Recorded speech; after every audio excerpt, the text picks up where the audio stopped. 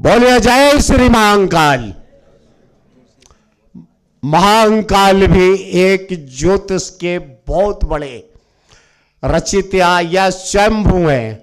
महाकाल की शक्ति के द्वारा ही और मां दुर्गा की शक्ति के द्वारा ही ज्योतिष बन सकता है व्यक्ति। बजा दो ताली एक बार इस बात पर।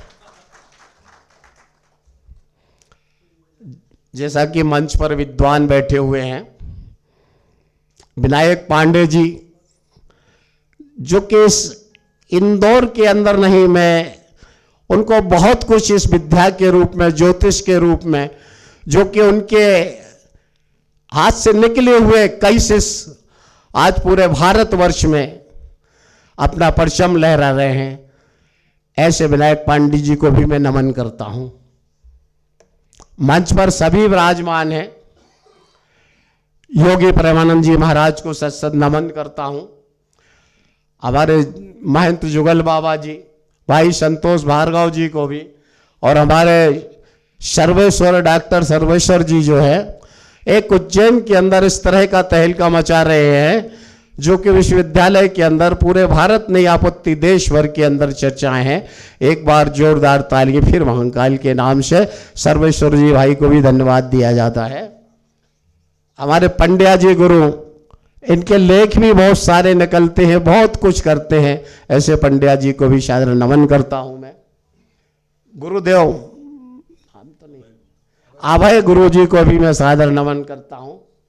और हमारे भाई जो संचालन कर रहे हैं, इनका बहुत ही अच्छा संचालन रहता है, और अगर संचालन अच्छा करने वाला है तो पूरा कार्यक्रम सफल होता है। ऐसा संचालन महोदय के लिए जोरदार ताली बजा दें। संचालन महोदय से सब कुछ, गोपाल जी तो है ही, लेकिन गोपाल जी को भी कहते हैं, संचालन से सभी लोगों को और भी अच्छा लगता है।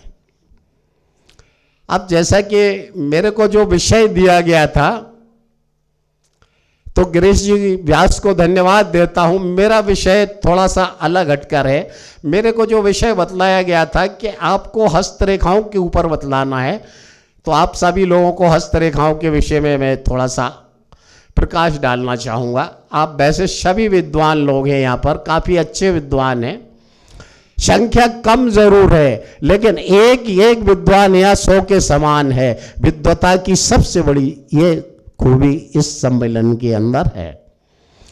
जैसा कि बतलाया जा रहा है, हाथ के अंदर जो हाथ देखने की जो विधि होती है, एक जो सबसे पहले आपका मणिबंध से होकर जो रेखाएं गुजरती हैं, भाग्य रेखा के विषय में आपको बतलाता हूं कि जो मणिबंध से रेखा निकलकर शनि पर्वत पर सूक्ष्म साफ रूप से जाती है, वह व्यक्ति अत्यंत ही भाग्यशाली होता है। और जो मणिबंध से रेखा निकलकर शनि पर्वत पर बिगर कटे पिटे जाएगी, तो उसको जीवन में 30 ईयर्स 30 वर्ष की उम्र के बाद कहीं से भी अचानक धन की प्राप्ति होती है, चाहे रिलेटिव से प्राप्त हो, चाहे कहीं से भी हो। अपना अपना हाथ देख लो, जिसके हाथ में पूरी भाग्य रेखा है, 30 साल उम्र हो गई होगी तो ढूंढ लेना, मिल जाएगा। मणिबंध बतला रहा हूं ना, जो कलाई से निकलती हुई जाती है मणिबंध रेखा, उसको कहा जाता है। यहां से जो भाग्य रेखा निकलती है, आ जाओ पास में, आ जाओ, बता देता हूं। अगर किसी को नहीं समझ में आ रहा हो तो मेरे पास आ जाए, हाथ ऐसा करे, एक एक रेखा का वर्णन दूंगा मैं।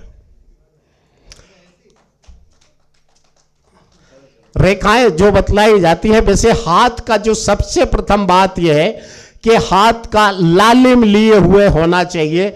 जितना लालिम लिए हाथ रहता है उतना काफी भाग्यशाली होता है। और एक हाथ होता है, रेखाएं जो होती है, हाथ का जो रंग कलर होता है वो होता है गेहुआ कलर का, और इसके बाद होता है थोड़ा कृष्ण वर्ग का हाथ। यह 3 हाथ के अंदर जो है रंग की विशेषता को बतलाई जाती है।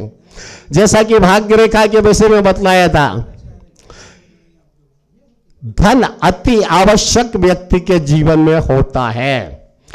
तो आज आप देखेंगे कि कैसे भाग्य बदलता है, भाग्य कैसे समय बदलता है।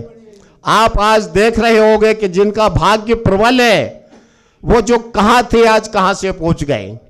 चाहे वो राजनीति में हो या व्यापार के अंदर हो, अगर आपकी भाग्य रेखा प्रबल है तो एक दिन आपको सब कुछ प्राप्त होगा, ये हमारी गारंटी है। दूसरा योग बतलाया जाता है एक विवाह रेखा। आपने एजुकेशन किया, भाग अच्छा मिल गया, अब जो भाग्य को बनाना है, जो भाग्य की तकदीर बदलने वाला है, वो आपके जीवन में आएगी, जिसको कहते हैं विवाह रेखा, उत्तम पत्नी का योग। उत्तम पत्नी का जो योग बतलाया गया है, जैसे कि एक रेखा हो, साफ शुद्ध रेखा हो, तो उसकी पत्नी ग्रह लक्ष्मी बहुत अच्छी प्राप्त होती है। मुझे लगता भार्गव जी के भाग में एक ही रेखा है, दूसरी है भी नहीं है।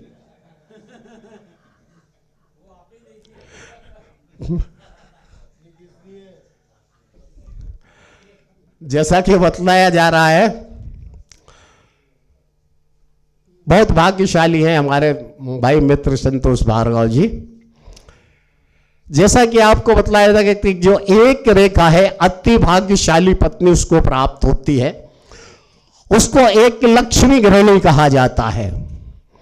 और जिसके हाथ में दो रेखाएं होती हैं, जो उसके हाथ में दो रेखाएं होती हैं, तो कोई संबंध टूटता है या प्रेमिका के साथ संबंध बना रहता है। और जिसके हाथ में तीन रेखाएं होती हैं, उसका जीवन सुखमय नहीं होता है। यही कहकर मैं अपनी बात को विराम देता हूं। मंच पर और आप सभी विद्वानों को सादर नमन करता हूं। एक बार फिर बोलिए जय श्री महाकाल भगवान की जय।